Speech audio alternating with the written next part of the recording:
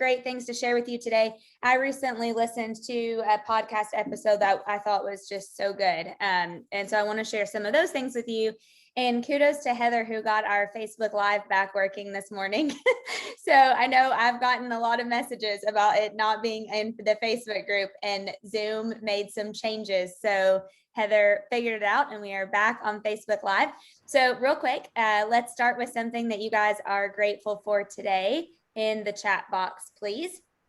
And actually, I am grateful today. Gosh, this morning, I always say my grateful's in the morning, so I'm having to think back now, but I'm just grateful for relationships. And I was talking to Adam last night, and then this morning I was talking to my friend Chrissy, who I haven't talked to in a long time, and just relationships in general, and being able to catch up on old relationships or and rekindle or new. And don't you love the relationships that you can go 6 months without talking, and then you just like pick back up like it's totally normal. So grateful for that. Terrell, oh my gosh, yes, he has gas.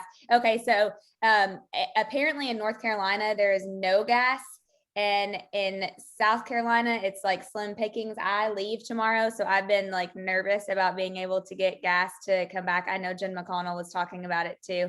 So yeah, that is crazy, this whole thing. Warm weather, yes. Jen, your team, y'all are crushing it right now. I love it. Liz, Amy said Liz Henry. That is so good. Amy, I cannot wait to hear how your all's meeting went yesterday. I got the pictures and they were so awesome. So David Satterfield from Columbus, Ohio shared this with me, and I love it.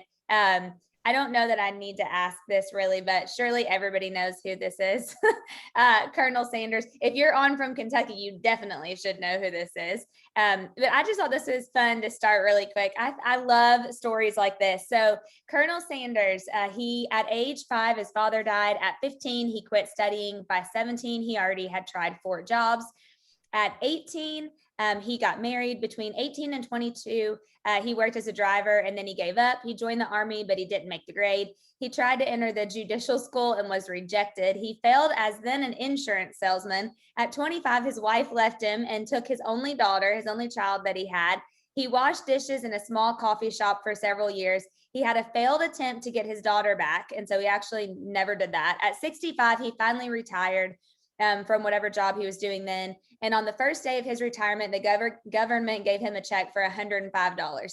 He took it out. He sat under a tree to write his testament, but realized there was something that he had not done, and that was cooking. So with the money that the government gave him, he bought himself a fryer, and he made fried chicken that day using a recipe that his grandmother taught him. And he went and sold it door to door in his village. At the age of 88, Colonel Sanders, founder of KFC, became a billionaire. And I love stories like that. So I like at the end, it said, so if you with a single failure want to quit, don't.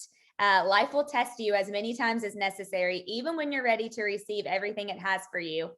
So don't give up, keep moving forward, and keep believing, and you will eventually get to your destination. So thank you, David, for sharing that. I love that. I just think that those stories are awesome. You're welcome, Dana. Who would have thought, thank you, David, at 88, you would become a billionaire. So I just think that is, I know, Michelle, me too. Michelle said, I hope I make it before I'm 88. Definitely. Yes, me too. Okay. So one of the things I want to talk about today regarding mindset is procrastination and time management.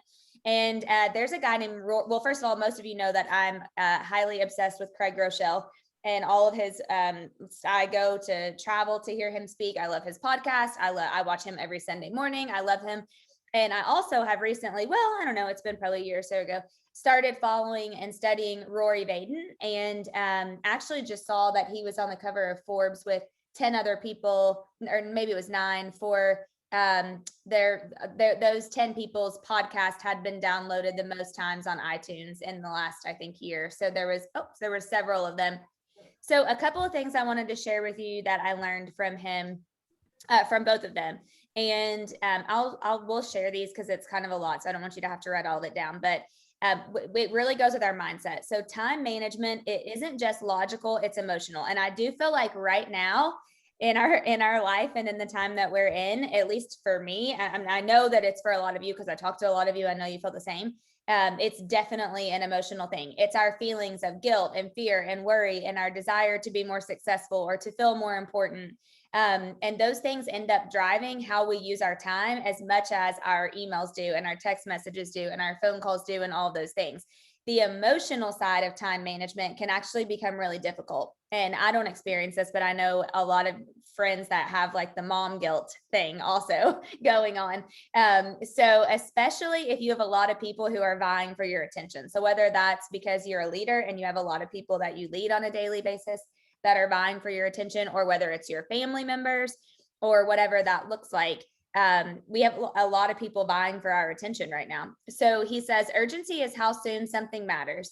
Importance is how much something matters, but significance is how long something matters. And that's what we really want to focus on today. Significance is a new thinker that has emerged. And some of you have probably heard it. And everyone says, John Maxwell has always said, don't strive to be anything but significant in your life.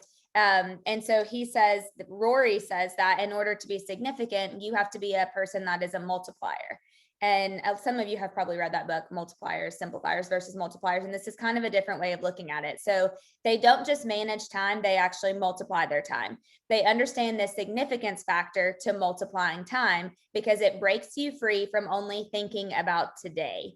And so we're going to get into a quick little lesson here. Well, actually, there's 5 things, but I'll share that with you next. So he says, think about the significance of the work that we're doing, and it forces us to think about tomorrow and the future. Most leaders wake up and think, what's the most important thing I can do today? And that's not a bad question. But Rory goes on to say, it's not really how multipliers think. They actually wake up and say, what's the one thing that I can do today that will have the biggest impact on tomorrow? Because every one of us has the same amount of time in each day. We do to Tony Robbins, to John Maxwell, to, whoever, your neighbor. We all have 24 hours. But multipliers actually give themselves the emotional permission to spend time on things today that create more time tomorrow. And I know, actually, Troy, I see you're on. I think you have gotten really good at this over the last 2 years, by the way, because you have to say no to things. And it's hard to say no to things. And we're going to talk about that in a minute. But these activities will often have a disproportionate cost up front, but they actually yield exponential benefits. So he says, here's an example. If you took the time today to set up online bill pay for all your recurring bills, that would actually save you time every month in the future. So there are things that you can specifically do that would save you time. And when you're saving time, obviously that's freeing up space in your mindset, right? In your brain. He says a multiplier must deliberately choose to give up something in the short term and invest that time in something significant, something that will actually multiply benefits in the future. So this is a lot, and we're not going to go over all of this today, but here's what he created, which I think is genius, and it's called the focus funnel. And so he said, you have a task that comes across your plate or your desk or your email or your phone or whatever, and then you need to ask the following questions. The first one is, can it be eliminated? Can I just forget it and get it out of my space, get it out of my brain, get it out of my mind? Can it be eliminated? If it can't be eliminated, can it be automated? So could it be something that I set up to where it's just automated and I don't have to take the time to think about it and do it? And if then, could it be delegated? So if it can't be automated, if it can't be eliminated and it can't be automated, then can it be delegated? Could you delegate it to somebody else? And then if the answer is no, and you're like, no, this is only me, this has to just be me, then you have to ask yourself the question, does it have to be done now or could it be done later? So if it has to be done now, then you have to concentrate on it. If it can be done later, you can procrastinate it. And a lot of times we hear the word procrastinate and we think about that as a negative thing. He actually tells you, and Linda McKissick and I have talked about this before on our podcast, but you can procrastinate on purpose. And so sometimes procrastination is not a bad thing. I tend to probably have some people that would say that I procrastinate on things. The reality is that I'm not necessarily procrastinating because, I don't think it's important or because I don't want to do it, but it's more because I just need time to think about it. Because the more that you can procrastinate on purpose, you might have a different idea, or you might reflect and something else will come up. Or you might get, a week away from it and be like, forget it. I'm going to scratch the whole thing. I don't even need to be doing that in my life, period, right now. And then it goes back to a task if it's later. So a couple of things, there are 5 ways to multiply your time, which will create more space in your brain so that you can have a more fulfilled mindset. So the first one is you can eliminate, which we just talked about. Some things can be immediately eliminated from your day. It may be outside requests that you're not going to say yes to and projects that you're not going to commit to. And so that you've heard this before. I think John Maxwell says this: you don't become great by saying yes to everything. You become great by saying no. I'm focusing on only a few things. Transparently, I can tend to struggle with that. Hopefully I'm not the only one on the call, but I like to say yes to a lot of things because you think you can do it all, right? And then the reality is you end up getting something off of your plate. And this is probably my favorite quote of the week. And Rory says this. I don't know if he said this or if he got it from somebody, but he said, the next level of results always requires the next level of thinking. And if you're at a place in your life and or in your business where you are trying to get to your next level results, you need to hear that. It always requires the next level of thinking. And when you have so much going on in your brain and in your mind, you're not going to have the space to actually do the thinking that you need to do to get to the next level. So the eliminate strategy is say no to the things that don't matter so you can say yes to the things that do.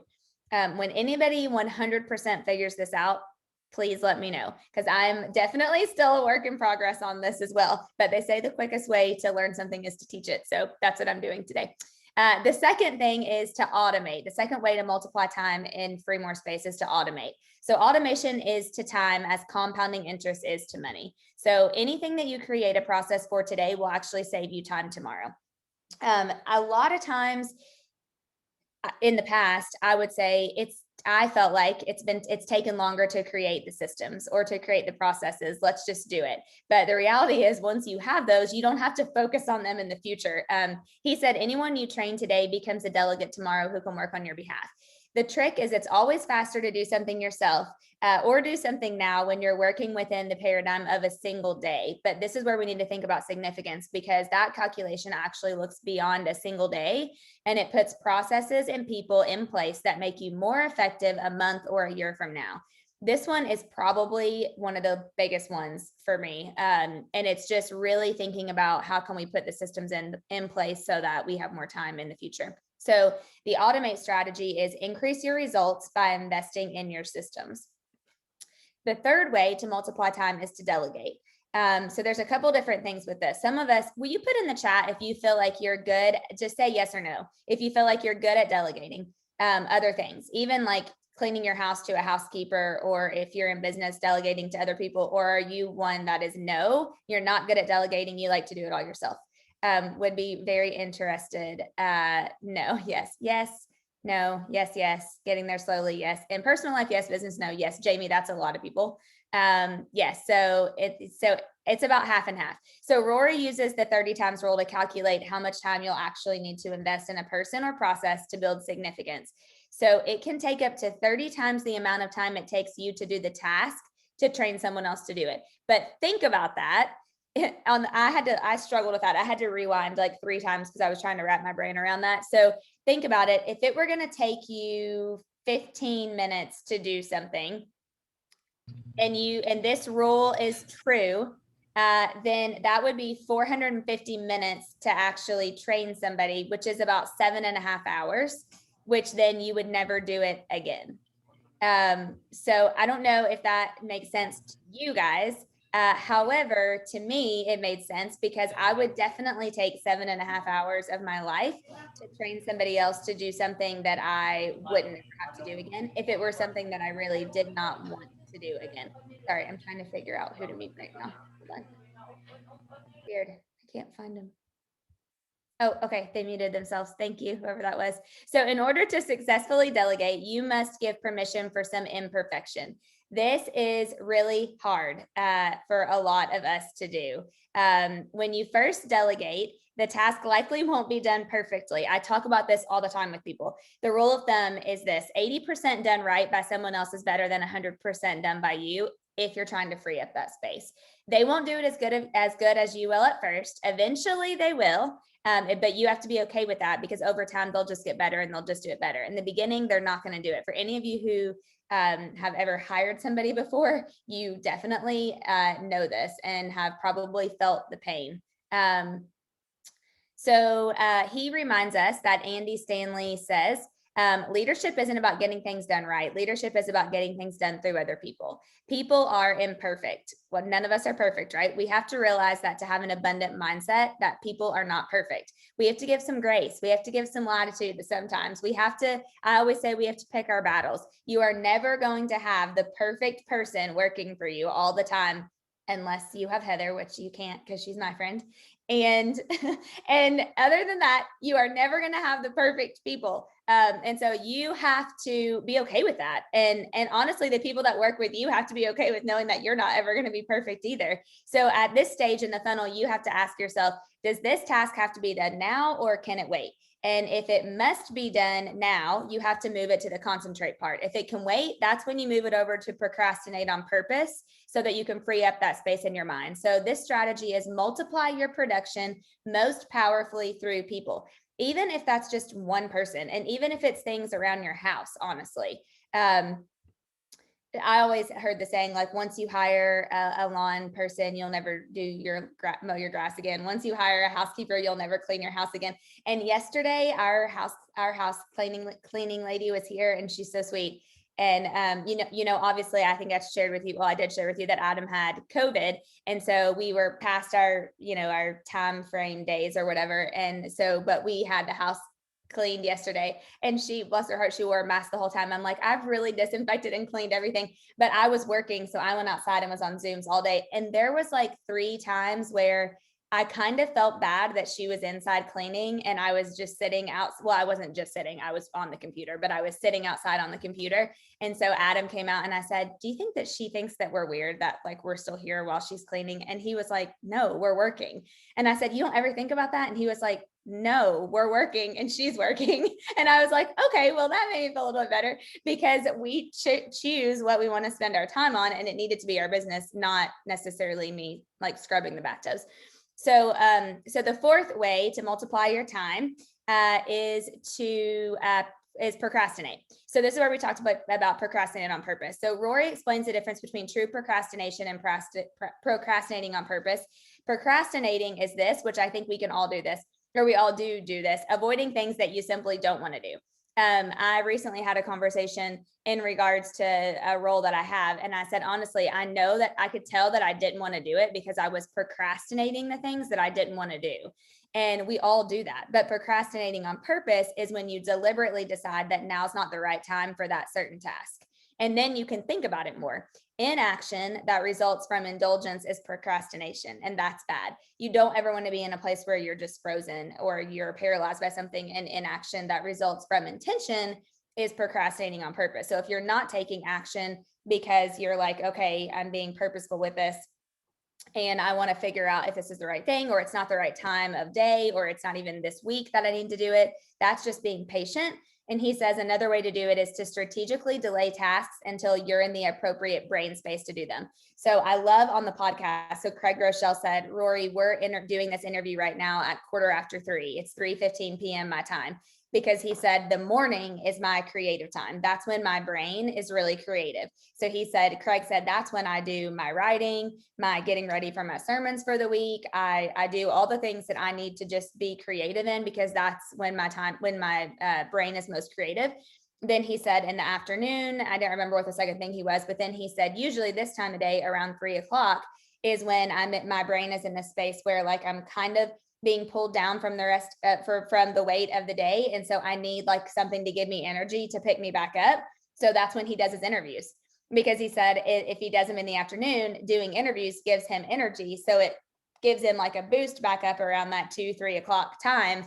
And I thought, God, that's so smart, because all he's doing is figuring out his appropriate brain space, what times are best for what. And then that's when he does the stuff that he has to do or likes to do or wants to do, but he does it in those specific times. So the procrastination strategy is there is power in the discipline of acting and in the patience of waiting.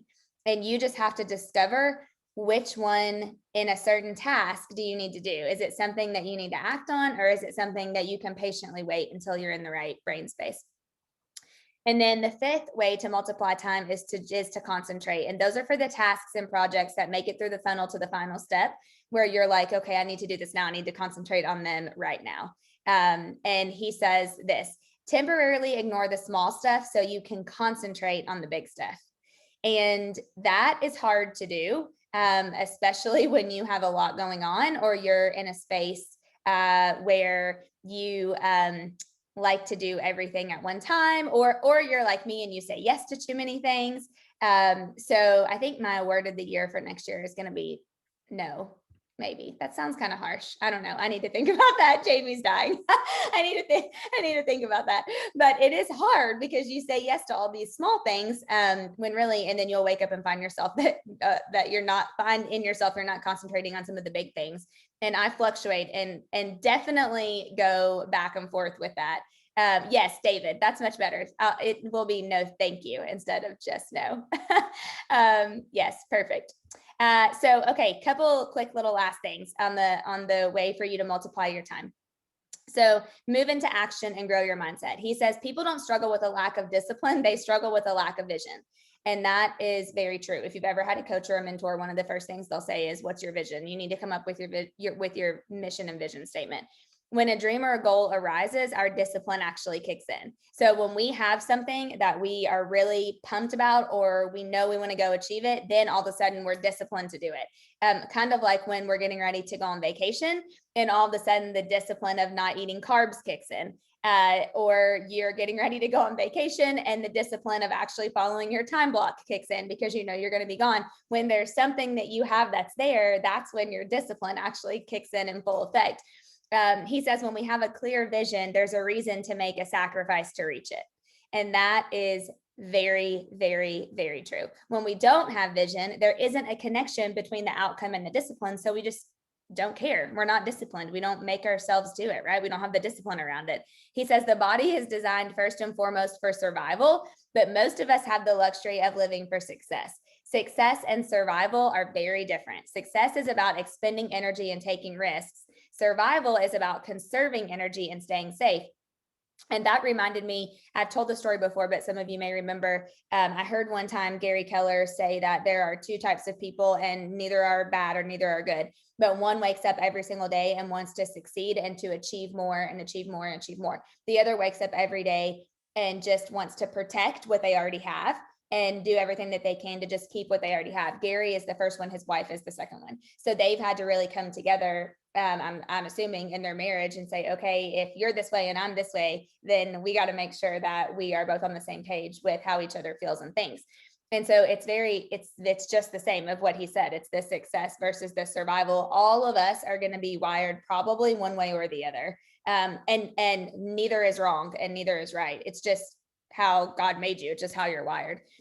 Sometimes you may need a defined purpose and you need to work to identify what will ignite you towards action. So if you are right now at a point in your life where you're kind of like, well, I don't know really what my purpose is, or I don't really know what I'm actually getting up every day and doing this for, you need to figure out what your purpose is, or you need to go attach it to a big dream or a big goal. Another way to think of purpose is simply usefulness. So you can ask yourself, how can I be most useful? And usually that'll get you an answer one way or the other. So I wanted to end with this. He says, things are never as bad as they feel or as good as they sound. And so you have to really, if you think about it, you have to really think about temporarily ignoring the small stuff so you can concentrate on the big stuff. And then the other thing that you really have to do is you have to think about time management. It's not just logical, it really is emotional. And so when you're feeling those feelings of guilt or fear or worry, or you want to be more successful, or you feel like you need to be more important, all of those things, they really do drive how we spend our time. And so we've got to think about that, and we have to put a plan together around what that looks like so that we can actually focus our time on the significant things, whether that's in your personal life, in your family life, or whether that's in your business life. Or for me, usually it's both. And so you have to think about those things. So hope this was helpful. I know this was a lot. This probably could have been in 2 Wednesdays. But it really resonated with me. So hopefully it resonated with somebody else too. But thank you guys. Thanks so much for being on. Have a great Wednesday. Enjoy your day. Invite a friend next week. Hi, Joan. Thank you. See you guys. Thank you. Thanks, Monica.